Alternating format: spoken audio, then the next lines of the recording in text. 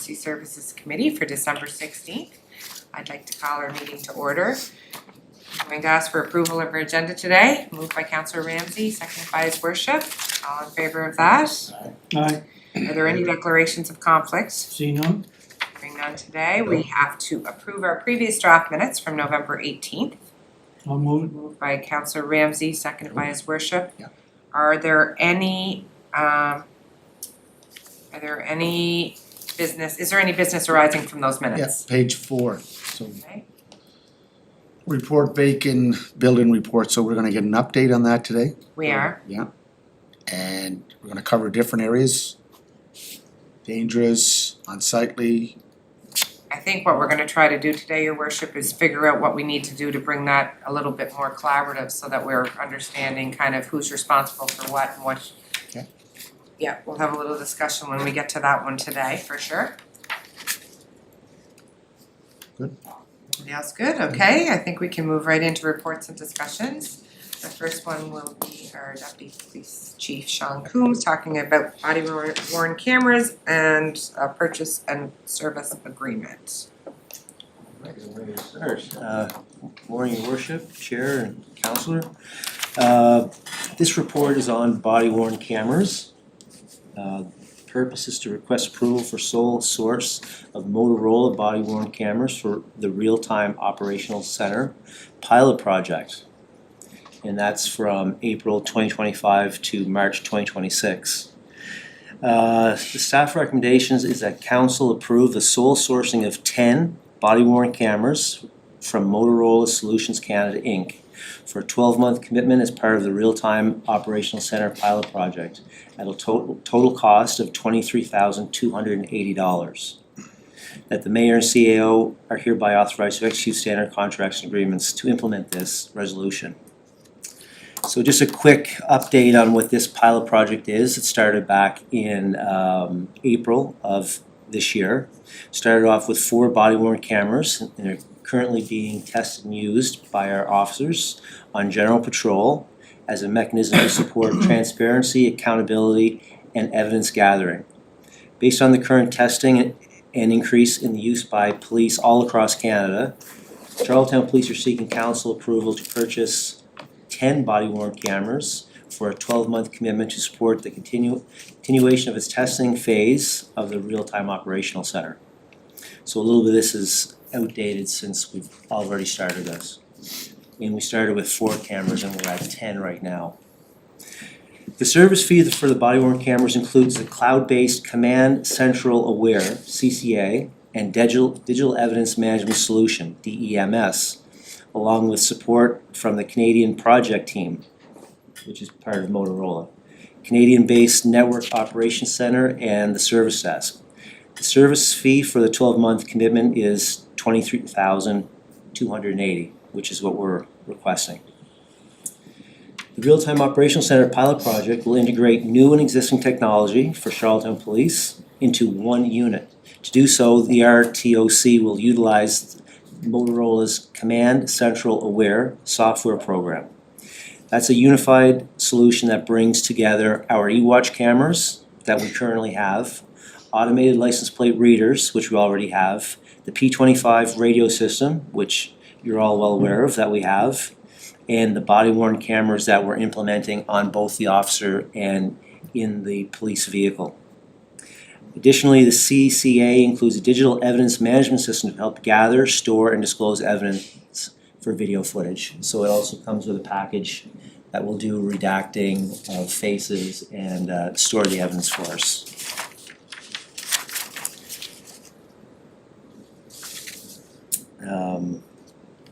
In your package there, it has a diagram of just showing how this would all work with the main nucleus being the real-time operational center. But like I was saying before, that will implement and bring together eWatch, police dispatchers, the automated license plate reader, in-car video, our 911 operators, access controls, the operable radios that we have, officer awareness and the officers on the street, the digital evidence management system that's integrated into it, and of course the body worn cameras, which I'm here today to look for funding on. Deputy, are you looking for funding, or is this already, cause it says it's already been approved in the IT, so is this another 23,000 over and above? As we're just coming into budget time, or is this money that's already been approved in our previous budget? This is money that's already been approved, and this is a project that we have already started since April of 2025. We started off with a small pilot project of 4 cameras and grew it to 10. Right. They're not owned, they're lease, and we want to look for approval to continue with that and get the bill of $23,280 paid for in this current budget. This current budget? This current But budget, has it already been approved in the current budget? sorry?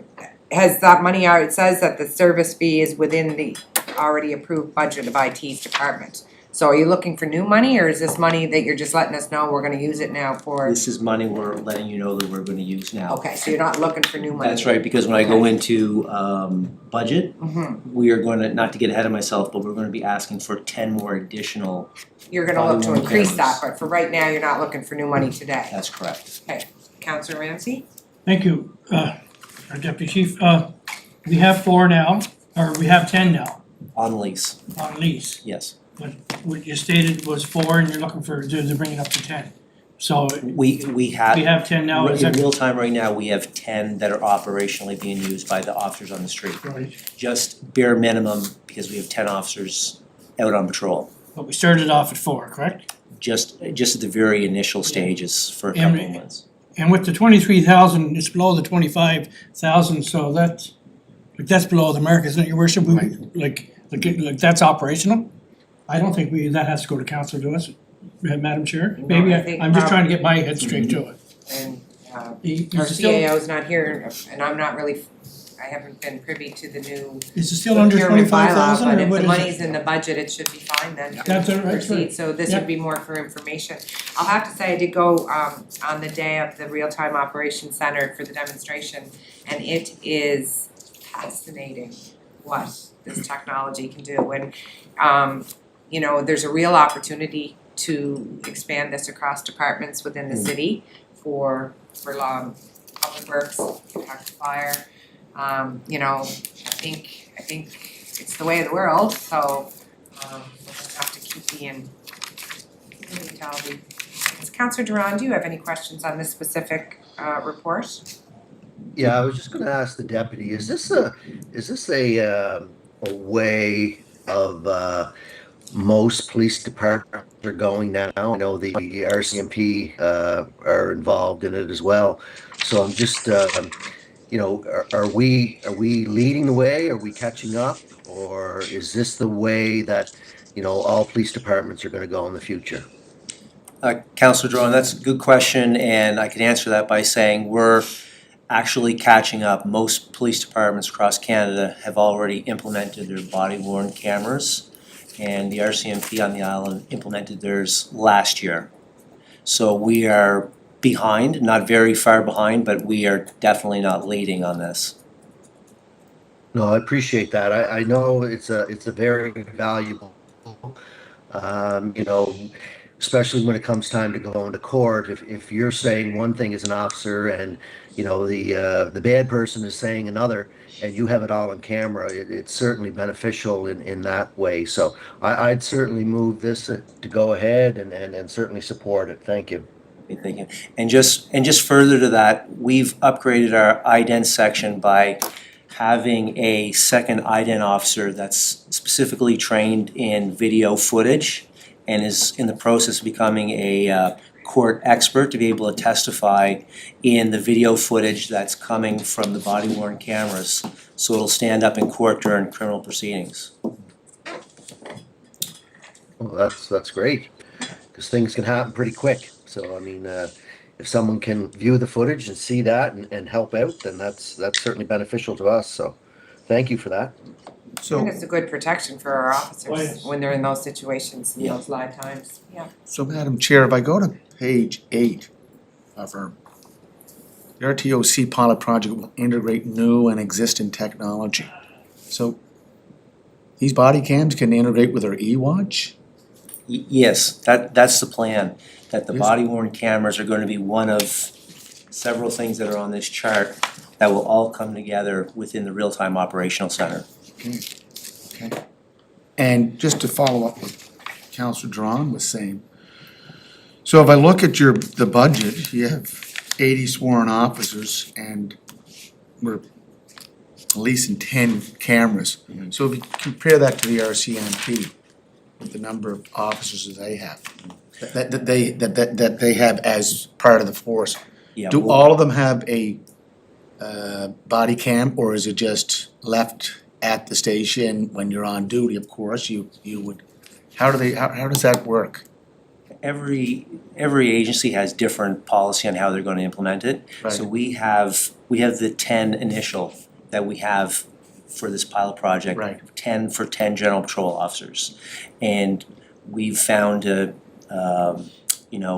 homegrown policy for how we sign them out and that sort of thing. And then going to the 26, 27 budget, we're looking for the additional 10 so that more of our officers, which would include street crime officers, detectives, bringing out beyond just general patrol. As far as the RCMP, I know for sure all of their general duty officers A body cam. have them, but whether their drug section or major crime units have them, I'm not sure. So would the policy be for, is there a policy, or do we have a policy on body cams? Is it for just police officers on the beat? Or is it for drug enforcement? Is it for all sectors of the police force? Our policy would be how any police officer implements it, as far as when to turn it on, when it needs to be turned off, where it can't be used. That would go across the whole spectrum of general patrol or any other officer doing an investigation. So would we need more than 10, more than 20? Like what's the number? No, What's 10 is the number? 10 is the pilot Right. project, and it's gone well. Right, And like I said, it was a lease. When we go to the budget, we'll be looking for another 10 more, which would be 20. right. That doubles our cost, but 20 is good. I mean, you could always use more down the road, but I think for this upcoming budget, 10 more would be And that's 23,000, wherever it is. an additional Yeah, 23,000. just- You're looking Yeah. at 46,000 Right. to operate them. Right, Yeah. and we're leasing those, we don't own them, but that's what most departments are doing. And with that comes all the bells and whistles come with it. Oh, yeah. So if you integrate them with, like, on page 9 or page 8, your body worn video, e-watch, automated license plate reader. Are the RCMP, like, is this the standard we're following? Other forces are using all these, We're the all only these police service. connecting points? Yeah, we're the only police service in PEI that's actively trying to create a real-time operational center. So Right. this is unique to Charlottetown Police Service. But is it unique to But- Halifax, any other jurisdiction, or is it? The CAO may be able to answer that better than I will, who else has them. I think Halifax is looking at implementing it, but I think you may have to go up to Ontario. Yeah, so the last question I have, Madam Chair, is, so the 23.8 is a lease. So if we're to buy them outright, can we buy them outright, or is it like, or are we always gonna be on a I think what he lease? said, it's like a cell phone contract, so it Yeah. would be really expensive to buy them outright, and by leasing them A at this lot. price, they're updating them. Yeah, a lot of work has been done with the company we went with, Motorola, and the CAO could probably answer this better than I would. But I think both have been compared to own or to lease, and I think it became obvious that leasing was the way to go. Lease to buy, or just lease? At least the body worn cameras from Motorola. If I may, yeah, it's very similar to a cell phone contract. You're paying a lease and therefore there's hardware upgrades and they will replace, the broken, Which is all included. which is all included in part of the lease. It is what most police services are doing, including the RCMP, which are funded through the provincial government. And, but Deputy Chief, we have 10 now. That's right. That were being used. And I don't know if you sort of wanna say it or not, but how many officers are on per shift? Well, when all is going well and everyone is available, we have between 10 and 11. Okay. Yeah. So as of now, there's enough, Yes. okay. So the next ask for the next budget is so that when we've got a street crime unit out Right, doing exactly. a drug warrant or. These are for the officers right now, Exactly. okay. Thank you. But just to qualify that a little further, Chair, just that, John, correct in saying that's the shift proper, but then there's specialized units like the CAT team and the Yes. wellness team that are added on to that. Yeah, right now, none of those specialized No. units have body worn Oh, but cameras. the extra 10, they can be equipped with that, Yes. is that what you're saying? Yeah, Exactly. that's We right, just have to keep building. yeah, that's Keep right. building, If it's a yeah. commitment. I think it's good. That's why we don't wanna overwhelm the city with too much too soon, so an ask of another 10 for this. Sure. It would be great if another opportunity, I know there was conflicting things happened the day that you offered people to actually see the real-time operations center, but that might be, have you seen it, your worship? I was at the event that took place out at Colonel Ray. That No, was this critical. is- Yeah, so what you saw there, that was a mock exercise Right, for critical right. incident command. Yeah. Which was really good, but this was a demonstration on how real-time operational center works. Like they had all the screens and you can actually see, like it was Quite really, interesting. Yeah, it really is. interesting. Yeah. It'd really be worth, I don't know if we can arrange that again. You can see the Ray. expression on the people's faces in the cars. Well, I just think it's so important. The weather was bad that day as Yeah. well, so it could be done even better. That's the one that you took us on a tour a few years ago, I think, wasn't it? Sort of similar? When we were just starting to put the building blocks. That's right, yeah, okay. So. So I'm in favor. Oh, sorry, Madam Chair, if I go to what's just taking place down in Brown University, Providence, Rhode Island, how they're using technologies all throughout the community, like door cams, anything. Are we, is that an integrated system or is that just a call out when something happens? How do they bring that all together? Is that, Like private door cams. and Everything. Yeah, that's a different software package Okay. that's not included No, in no. this. no, But it's something that departments in the Maritimes are using, and it's something we could get involved with. We're focusing on this right now, Yeah. but we could no, look at that. but just down the road, because Yes. it's the same with the shooting of the gentleman in Yeah. Charlie Kirk. How they used all that technology in the community to bring, Yeah. you know, You use a cloud-based system and you. well, this is what That's we have right. here too. Yeah, so that you would be able to bring that on at some Okay. point. Chair, can I just weigh in on that a Yeah. bit?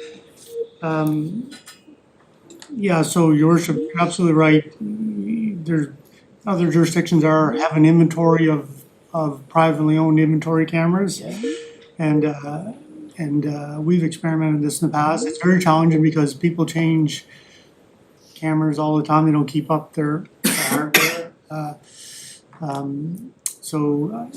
It's a lot of work to keep that going. We found that it's easier just to flood that area with policemen if a significant incident happens. Flood that area and canvass people that have cameras looking for footage as opposed to trying to maintain it. Yeah. No, I agree, Day by day. yeah. But this, this is something the city should be really excited about Yeah. because this has broader benefits than just the police department. And, I just bring it up, Madam Chair, is that just to watch what has happened for two major incidents. The killing of, was it Charlie, what's his name? Charlie Kirk. And then now with Brown University, two students killed. Yeah, The technology that they're flooding the area to try to knit this all together, there must be some lessons to be learned from that can be transferable to other police forces, for sure. Absolutely, Yeah. yeah. No, thank you, I'll move this. yes, moved. I think we're all in agreement, and again, does it even have to, it's more information, if it's under Yeah. 25,000, it's already in the budget. That's right. So maybe when we're looking at what's next on our agenda, which is the budget presentation, that we'll be supportive of 10 more cameras. But even with the budget presentation, and we're gonna rent police, I should say, 10 more cameras and it's still under the 25,000. It wouldn't be, it would be at 23 and 23 would be to 46. Well, you're gonna add both them on. Yeah, Yes, Oh, okay, I'm yeah, it's a sorry. build on for next year. Okay. Sorry, that, I guess that was. so Sean, I think you're deputy chief, you're going to move into that piece and the If budget. you're ready, I can do the budget. I'll start off with the report. So the report is to provide council with an overview of the proposed 26-27 budget for Charlottetown Police. The details quickly are Charlottetown Police are committed to promoting and maintaining the safety and well-being of our community through crime prevention, enforcement, and education. The department is also committed to continued collaboration with other police agencies, government, community partners, businesses, and residents of our city. The Charlottetown area continues to see significant growth in terms of call volume, population growth, commuter traffic, tourism, seasonal residents. Increased pressure including but not limited to mental health, as you know, impaired driving, assaults, child-related sexual interference, as well as road safety and guns and gangs activity. As the city continues to grow, the safety needs and demands of the community are ever evolving. Investment in policing is essential to support public safety and our quality of life within the city and in the future. Our proposed 26-27 budget is therefore focused on strengthening the frontline police officers and their investigative needs to solve the crimes, more community presence in our city, targeted crime prevention, and upgrades in our infrastructure and equipment. The proposed budget will sustain progress, management growth, and ensure policing remains adequate, effective, and responsive to our community needs.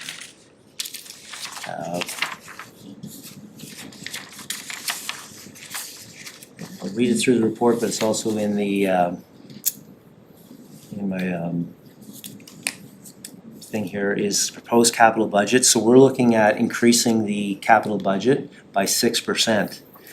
And that's in 5 key areas, which are specialized equipment, communication equipment, investigative tools and technology, vehicle equipment, and community safety equipment. Due to the life cycle of some of the equipment and rapidly changing technology, these areas require continued and ongoing investment.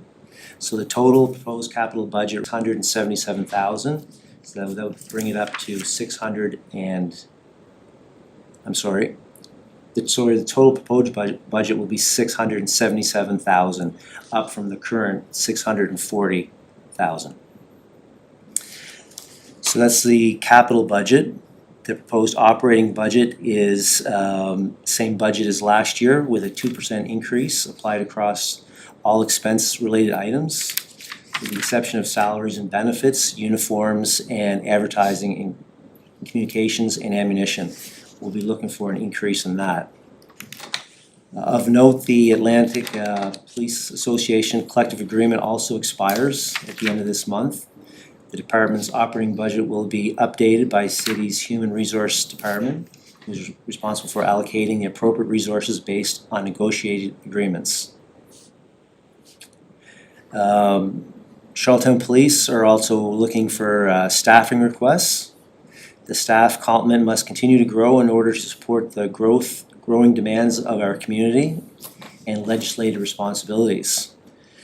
So right now, we're proposing 4 new positions within Charlottetown Police. One would be a police constable, and that would be to address workload and provide dedicated expertise that require specialized training and technology in tech crime unit. So that would be similar to ICE, which would be internet child exploitation and other tech-related and internet-related crimes.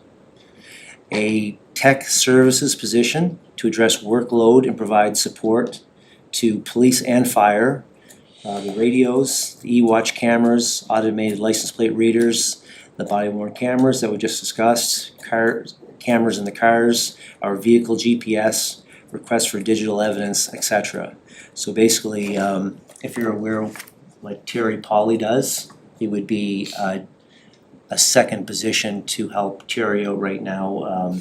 It's way more than what one person can do, and when you look at overtime costs and whatnot, justifying the second salary position would be a good move. We're also looking for a full-time dispatcher, and that would be a dispatcher to man the real-time operational center, which we just discussed. And then a records clerk, full-time, to address ever-increasing workload within Charlottetown Police, but also a lot of the compliances that we find we're under right now. We just saw that the province has a new provincial standards police act that's out, and there's gonna be a lot of compliance and regulatory issues with that, so another civilian staff member would go a long way there. Also in the budget, but related to the police, but not in our particular budget, is security and facility related investments. I won't get into how secure or unsecure our building is, but improvements need to be made, and we just wanted to put that out to the group here today. Exterior security improvements such as fencing, gate systems, and designated parking with cameras. Interior security improvements in the main lobby and reception desk. Parking lot repaving with fleet unmarked vehicles need to be replaced and exchanged, and exterior signage. So that's it in the report, and I'll just go over the presentation. A lot of it is, Oh, you do, Madam Chair, may I? Did we not put in for a dispatcher and records clerk person last year? Was that denied? Do you remember? He's, Yes, it was, yeah. it was requested but denied, right? Last year, is that what the story, that's why it's back this year? Okay, I'm just trying to, get my head wrapped around it, because I knew those two items were there. Right. So then I think we'll cut Records. back something we had to do it. Okay, thank you. records has become even more important than even last year's ask because of just the volume of calls, and then the new regulatory and compliance issues were. And then the dispatcher position is becoming even more important this year because it was just staffing issue last year, and now it's an integral part of the real-time operational Okay. center. Thank you. No, you just, sort of rang some bells that we was there again last year. I mean, I think it can justify, like, when you look at the constable working with internet crime, I mean, it's rampant. It What's really going out is. there, we're seeing effects of that everywhere, and one person cannot do that job, but it's not a job really for anybody. One or two people is still not enough, it's just, but you can't do that as a one-person operation. You're absolutely right. It's a very intricate and highly specialized training, and only certain people have the adaptation to be able to do it. And it's the new crime of the future, and we're not immune to it here in Charlottetown, and it causes, as you would know, it's devastating Yes. results. Yeah. You And know, I think we have to be committed knowing that, when Terry Polly retires, we're in trouble if we don't have somebody Yes. there that Yes, can pick up that knowledge. That's right. So we have to be committed to saying that we're moving in this direction and we need to be thinking in the future. That's So, operational, right? yeah, Rob, Councilor Duran, do you have any questions on the report? No, none at all. It's very self-explanatory, thank you. I don't think any of it's unreasonable at all. You have something, CAO? Chair, just No, certainly not.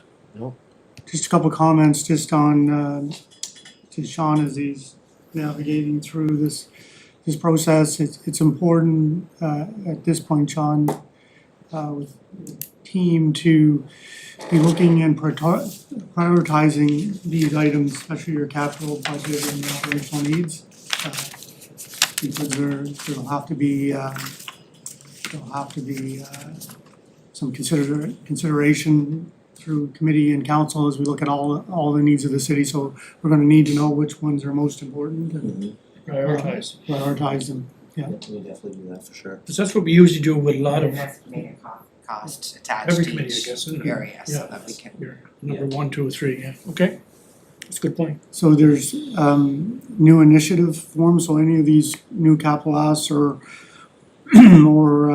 operational needs will have to have a new initiative form that Jill would have out there, and they can put into that and the ranking of the priorities can be reflected on there. Yes, absolutely. Okay. Yeah, for sure. Okay, we'll not take up too much more of your time, but I'll just quickly go over the presentation. Want to go to the next slide? So this is just basically giving you a snapshot of just how busy we are. We're PEI's largest municipality and it's growing. So for instance, Charlottetown Airport Authority has registered over 400,000 passengers in 2024. Port Charlottetown has 130,000 passengers per year. The demand on our roads and infrastructure has gone way up. We're having over 100,000 people a day using our roads. And of course, the city has many intersecting arterial highways and bridge connections. Just next slide, please. So we are very busy. We have approximately 20,000 calls for service every year. That equals almost half of all the calls for PEI, 42%. We continue to have effort and priority in crime prevention, education and enforcement. Like I said before, body worn cameras were our pilot project that we've had a lot of success with. We're continuing our focus on road safety, mental health and well-being, and the community outreach center, as well as the vulnerable population. We can't, we're doing a good job in those areas, but we can't let it slip. We have to continue on with it. Community engagement opportunities. Charlottetown Police does well communicating with the community, but it does cost money. Some of our initiatives are presentations at the schools, a lot of presentations, Trucks for Kids, and Canada Day. And then of course what we discussed, the Real-Time Operational Center project. Next slide, please. So for the 26-27 budget, we are looking at strengthening our frontline positioning with officers and dispatch, response and support. Targeted crime prevention, that's the way of the future. Instead of being reactive, we have to know what the crime is ahead of time and try and prevent it best we can through targeting. Specifically in our highest critical areas, which would be guns and drugs. Investments in technology, cameras and related infrastructure. Technology integration, which again is the Real-Time Operational Center. Dedicated focus on tech crime unit, which is what we addressed with the other position. And it's to deal with the most vulnerable, which would be children related to child-related sexual interference, sextortion, which we're seeing a lot of, and so on. Road safety is always a high priority, and it's a provincial strategic commitment and also a municipal one. So community engagement opportunities in that, and again, what we discussed with our upgrade to our own personal security infrastructure within headquarters. That's what I think would need to be prioritized, exactly everything that's in there, Perfect. just so that. Yes, we can work on that for sure. This is just the first draft. Mhm. Next slide. Can I ask one more thing too, cause Sure. we talked about this just off, but I'd love to get some data when you talk about preventative and youth and what the number of response for Colonel Grace's family, Charlottetown Rural Family at Schools since September of this year. I'd love to know how many calls have come in for requests for help and support. When you're talking about like your sextortion, your victims of those cases are children. We can get that, we'll get that for both Colonel Gray and Charlottetown. Charlottetown Rural, thank you From for my our next experience, meeting. what I've found is if we do for one school, you gotta do for the other, so Absolutely, we'll it's all provide both Team schools. Charlottetown, let's find out the information, okay, thank you. Okay, moving on, so the operational budget, like I said earlier, 2% increase applied, all expense related items, with the exception of salary and benefits, of course, that will change with the collective bargaining agreement. The cost of uniforms have gone up, and we have new additional hires. So it's two things, we have more police officers and the price of uniforms have gone up. So that is an additional cost. We've put an advertising communication increase. That was something that we're filling out more than we've had in the past with an enhancement to deliver new opportunities such as a website, better photography and videography, signage and promotional materials to let the community know that we're there and what kind of job we're doing. And then finally, ammunition, like a lot of things in the world today, ammunition happens to be something that is dramatically going up. No matter where you try and source it, it's getting very expensive. So there will be an increased cost in ammunition for this year. And next slide. So the capital budget, like I was saying, 6% increase from 25-26, and that would be for the investigative tools and technology. $349,000 for e-watch cameras, the RTOC, surveillance, and forensic equipment. Specialized equipment would be $208,000 for protective gear and tactical equipment. Communications equipment, $93,000 for radios, chargers, microphones, and dispatch equipment. $14,000 for community safety equipment, such as speed enforcement and roadside testing equipment to combat road safety and impaired driving. And vehicle equipment, $13,000 for the equipment that has to go into our police vehicles. Next slide, please. And then I won't speak on this any further, but that's the staffing that we were discussing earlier, the 4 positions.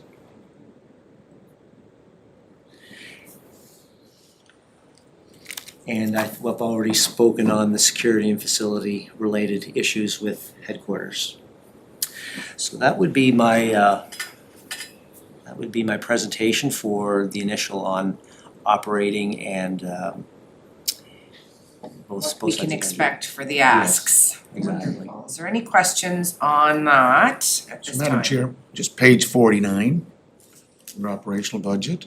Yes. So your collective bargaining agreement is coming to an end. That's correct. So have you been negotiating with We met the with Atlantic the Police, association right? and their lawyer Dave Fisher. Right. I have met with that group one time with our lawyer Karen Campbell, late fall, for an initial get together and what some of the requests are on both sides.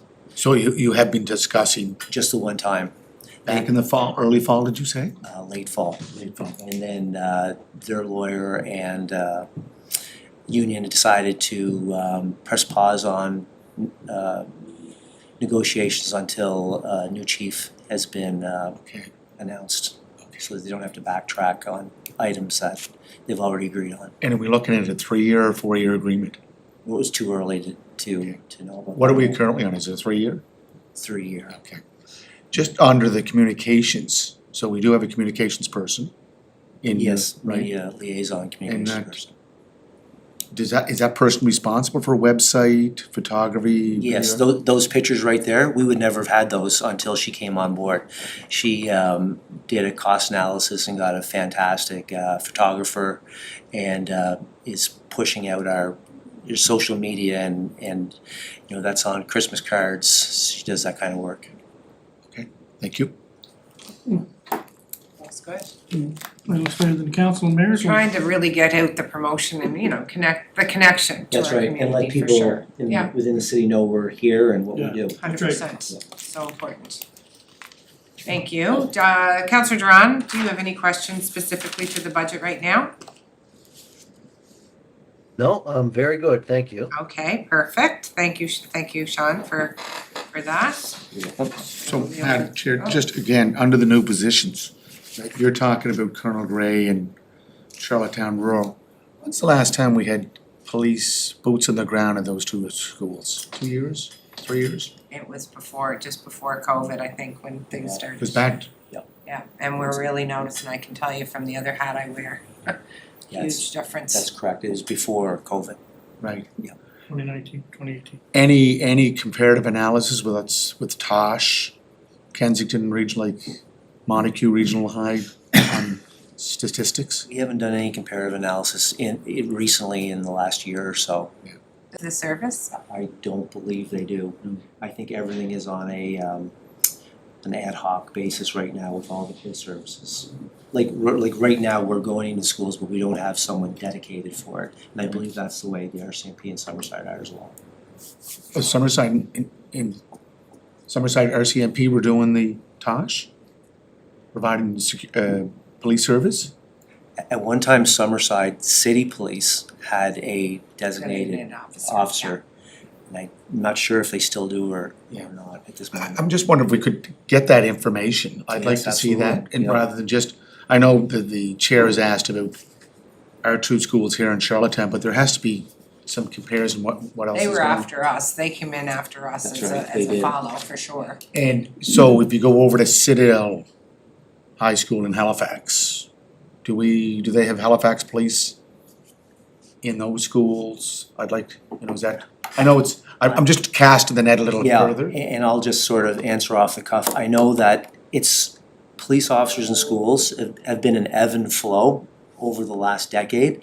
As far as a good idea or a bad idea, some departments have used them and then pulled away from them, and vice versa. It's something we would have to do, it's not cookie cutter, everyone's doing the exact same thing. People are moving, ebbing and flowing on whether they have them in the schools or not.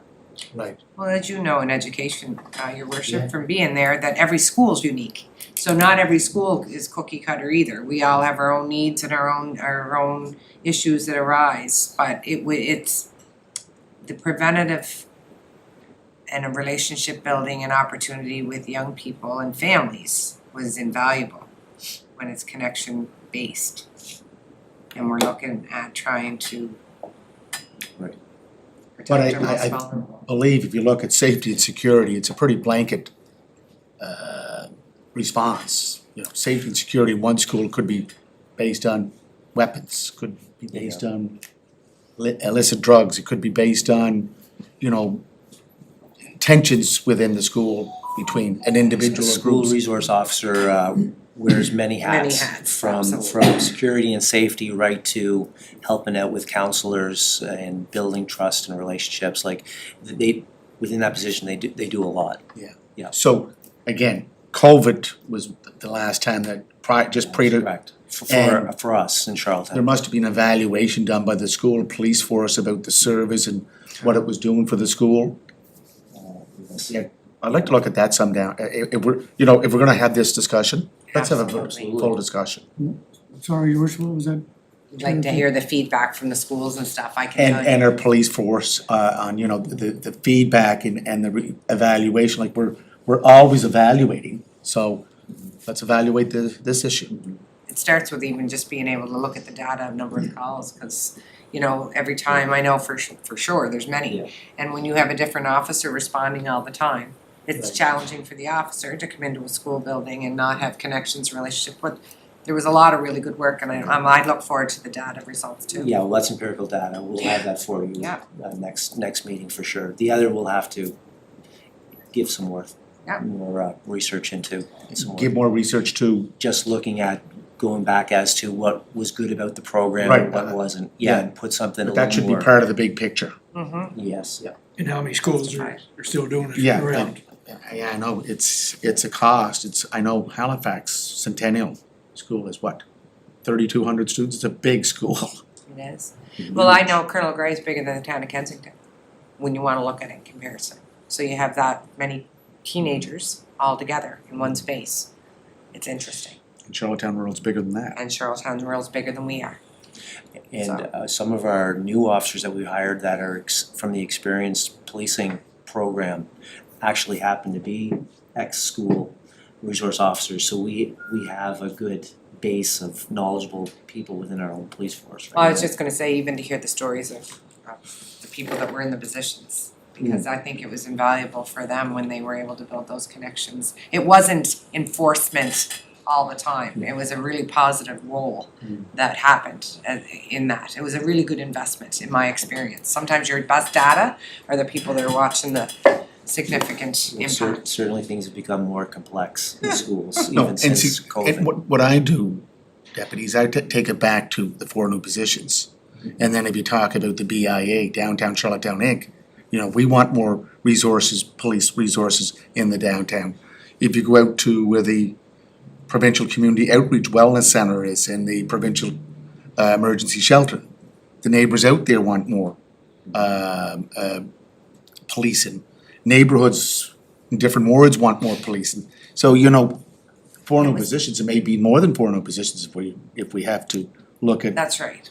expanding. And it was our part of force. the ministerial directive, I believe, out of education, where they committed to working with us to relook at this as a And priority. funding too. 100%. So there's gotta be ways, I think we need to make a commitment and make a case to demonstrate why, so we'll get that information. Thank you. Thank you, and I'm gonna keep moving on that for now, because the next thing on our agenda is the Deputy Fire Chief Kent Mitchell talking about the abandoned buildings and unsafe buildings. And I think this is where, you know, it's great to get a report on the dangerous building, which is, you know, it's included in our package today, but I think what Councillor Beck, and I wish he was here so he could clearly explain, but I think it's more bringing the unsightly bylaw, the National Fire Code that gives you guys rights to come in and look at where these are in the process. Like, I think we have to, and be clear that unsightly long grass, chipped paint is never gonna give us a time where we're gonna ask somebody to demolish their home. The only time a home would be considered for demolishment is if it's deemed unsafe by fire, is that correct? Yes, that's right. Vacant and unsafe, yes, that's correct. Vacant and unsafe. And I think what I understood what Councillor Beck was saying, with one house, is that there was 15 months to date, and now that they got it all boarded up, like there's a start again for another 15 months. Is what I was trying to understand. I think that's what he's asking. So that gives them 30 months really, you know, with the house being boarded up. Because they did do work on it, on this one house and all that, but now, so does the clock start again for another 15 months? Chair, can I Yep. jump in there? Yeah, it doesn't start again. Oh, it doesn't? No. Okay, It would only start again if there was a permit drawn up and within the permit process through planning, it gives that person a year to get that Oh, okay. work done. So, in all the other vacant lists, inventories we've had, most people have gone ahead and done it on their own and right. either got the building repaired or demolished and then removed it from the list. So just, if I could just briefly go over this month's list. There's 4 properties there, and there, if you see the first one on Kirkwood Drive, it has been secured on March 17th, 2025. So basically what we're talking about would be 18 months from that point on. So in September of '26, we would have to have the inspector and the bylaw officer apply to council to move forward with that. The next property is city-owned. It's been tendered out to a contractor, and we're just waiting for word if they're gonna remove it or demolish the building. So that'll either be a permit or they'll just take the building away. The next property is Sydney Street. It was secured in November of '24. So basically, May 26 will be kind of the deadline with that time frame of where we'll have to see what's going on with that building. Excuse me, Maybe Deputy, come to council. what address is that, did you say? 1517 Sydney. Sydney Okay. Street, yeah. I think that's a heritage home. Yes, I believe we talked about that before, Yeah. yes, yeah. So that'll have to be considerations there with that. The last one would be, we talked about this, your worship, on University Avenue. That was secured back in April 2025. So the end date for that, as far as our bylaw goes, would be October 26. So when you say 31 Kirkwood has until September 2026 to kind of bring it up to code, is that what, do they have to bring the building up to code by that time? Well, that or- would, that timeframe would be where the building is secured, and that's when a resolution to council could be taking place then for demolition of the building. But it's been, But even though she's working on it, so, Well, they did put a roof on it basically last fall, but we don't have a permit or anything like that to actually extend it beyond that. So the inspectors and the bylaw officer are working with the family, and the next step would be to meet with the extended family and just to see what their purpose, what their idea is moving ahead with the building. And I know they wanna do something with it, but there's other extenuating circumstances within the family dynamics, so that's all I can. Yeah, it's really, Yeah. it's a hard one, isn't it? Yes. Because first of all, we're in a time when things are not financially, not everybody's in a place where they can just, Each situation is different, and the inspectors and bylaw officers are very cognizant and very good at dealing with the people involved and coming up with a plan and that type of thing, so.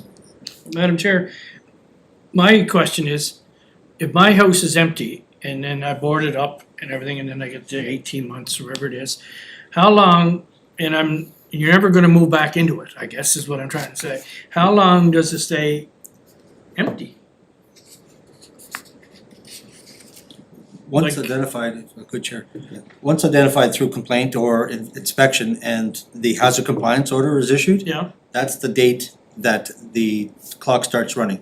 So from that date, they have to board their house up, make it secure, whatever the compliance order states, and the date of that is the 1 year. If they're doing nothing with the property at the end of that, 1 year is 18 months. At the end of that 18 months, if they've done nothing with the property would be brought back to council to make a decision on where the next move was. like, yeah, but I understand that, but my question is, this one property, we'll say, it hasn't been lived in, what, 5, 6 years? At least. Yeah. And, and they boarded it up, they did everything that we asked them to do, and as I said, they put a new roof on, in fact, they put a new chimney there, last year too, but at the same time, how long does it stay empty? If that's all they're gonna do, I guess, is, The 18 months will time out and that's what, it'll come to council at that point. so then we gotta decide, you either gotta knock it down or you gotta do something with it. That's right. Is that what you're saying? And- or they'll report and say they've put on a new roof, they've put on a new Right. chimney, they're slowly putting windows in. They're applying for a permit with planning to do. Working on getting there, and I guess if council at the time says, too bad, their 18 months is up, we're gonna Yeah. demolish their Okay. house. Yeah. Then, I'm just trying to get it clear in my own head there. Hopefully Like not. how long can your house be empty, although you did everything, boarded it up and everything, but it's still empty? The clock starts as we've Like it's discussed. basically falling apart on the inside out, really. It could well be, it could be full I mean, of some homes, right? possible materials that Yeah. that prompts our hazard compliance order many Yeah. times, just with- And who knows if there's heat on or anything, like, okay, thank you. tough times, It's a tough one. it is. It's people's homes. Or I wonder homesteads. if there's way to get Melanie help us kind of pathway some of these differences though, from unsightly to dangerous, like to bring that a little bit more clear. There's just so many little pockets of, do you understand what I mean? Like police does with Todd's rule would be grass or, Garbage or, whatever, and then you have dangerous and what falls to each part. Hmm. Just like a Coles Notes version, cause even I try to understand it, but it's Yeah. confusing sometimes. Yeah, quite often it's fire, bylaw, and planning, building inspectors, where we go in and determine exactly what the issue is at that time, so. good. Counselor Duran, sorry. Do you have any questions? Yeah, no, nope, I'm good, thank you. Okay. The last report Kent has prepared for us is just an operational report, which is always good to hear. I'm assuming most people read through the operational report. We're congratulating the years of service in there. Department activities, we have our first female relief firefighter that's been hired, Lindsay, what's Lindsay's last name? Lindsay Birch. So that was an exciting time. So we wanna make sure we congratulate her. And just because of time today, we are gonna be meeting again on Friday to do budget for fire. Is there any questions specific in Kent's operational report today? Is there anything that you wanted to highlight that's important? Chair, I'd Yes. just like to thank you for presenting those awards at the firefighters ball and That being was present for Lindsay Birch, firefighter Birch, first day at work. Wow, Thank you very It's much. nice to be part of that, and it was great to get over and meet a lot of the team, and thank you for being so inviting. So I guess the Chair? next thing. Excuse me, if I could just one comment on the last line in the report, just about Chief will provide a timeline on releasing information on fire underwriters survey, yes. just to give an update on that. Did have an interview with CBC Radio this morning explaining the underwriters process and the requirement for confidentiality until we're at such a point that mayor and council have made decisions on the recommendation. So that was all fully explained today. Hopefully it landed with the people that are out there. Yeah. And willing to at any time put that together again, but we continue to work on the recommendations and we'll bring stuff forward as we're prepared. Yes, cause I know Councillor Twill did bring that up where he Yes. was really wanting to know when this was gonna be made public, so as it, So on that, Fire Chief Mamie, I know that the chair sent an email to the CAO myself about the presentation that was made to the committee, the standing committee. Right. By the Union. by the union, and she was suggesting that it go to council as a whole, if that's something we can do. Is that cross, I wasn't suggesting, No, but they asked to go to the full council. so is that, As I explained in Union? my, That day they were here? I explained, mayor and council can do as they wish, of course, but I explained their presentation in the closed session to council, unfortunately it was closed, that's right. Just in describing, their presentation was all in relation to a 1710 career department.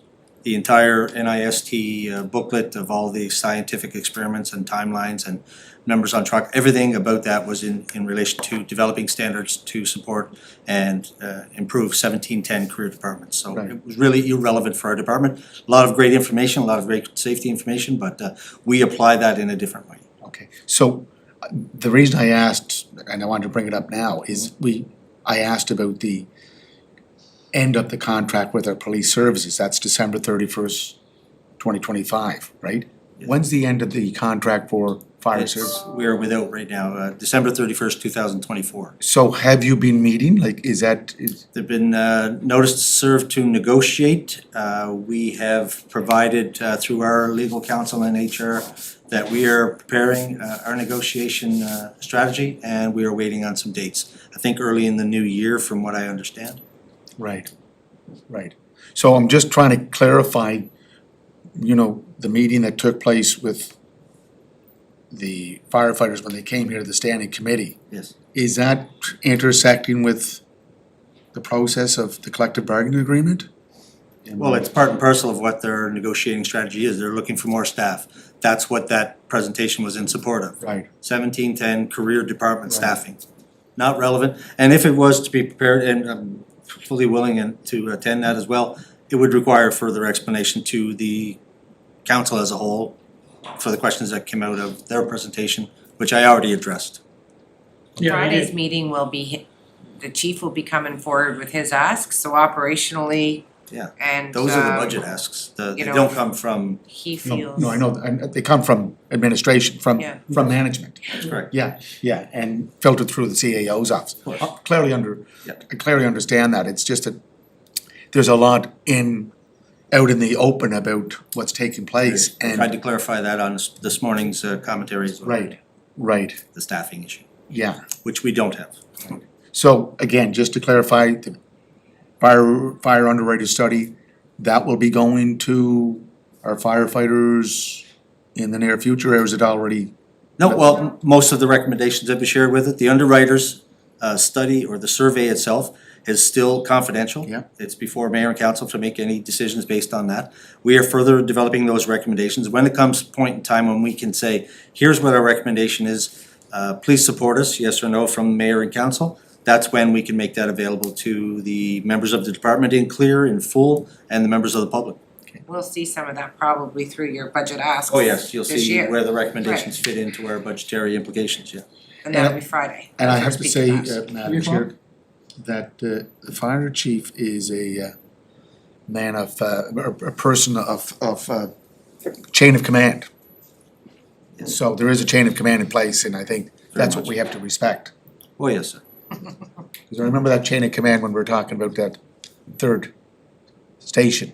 Definitely. Yeah, there was some issues there. We don't So, negotiate in the press. We definitely. thank you, Madam Chair. Thank you very much. Thank Any introduction of new business that we want for next week or next month? Oh my Mhm. goodness. So this will be our last committee meeting, except for fire, I guess. So I'd like to wish you a Merry Christmas, because I'm not expecting you to Yes. attend on Friday. Merry Christmas, you and your families. We will see the rest of you guys on Friday, Hey, and I would ask now for a motion to adjourn. Moved and seconded. Thank you and have a good afternoon.